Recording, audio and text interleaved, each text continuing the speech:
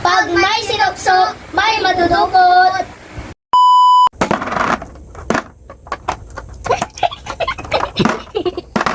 Blessed day everyone! Ako nga po pala sa MJ Samuel, isang estudyante na katulad niyo po na naumpisa na po gumawa ng alkansya at nakapag-ipon na rin po ako ng mga natitira po sa baon ko. 'Di ba? Tayo po hindi naman po tayo pare-parehas ng baon, minsan 50 po yung mga iba pong mga magulang, minsan 100. Sa akin po yung 50 po na baon ko, yung kung ano man po yung mga natitira sa baon ko, ito lang po yung nilalagay ko po sa alkansya ko.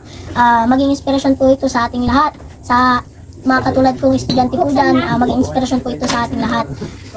Na dapat hindi po tayo kailangan waldas ng waldas, hindi po natin kailangan dapat gastos ng gastos, kundi mag-save ng money po tayo at makapag-ipon para hindi na po tayo hihingi sa ating mga magulang someday kung ano man na gusto nating bilhin, ay hindi na po tayo kailangan humingi o kaya humingi sa ating ninong at ninang kay mama, kapapa, yun po.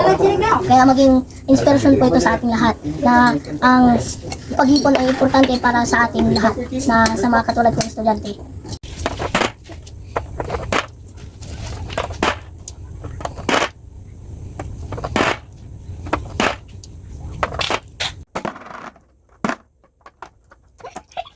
Pupunain po namin to.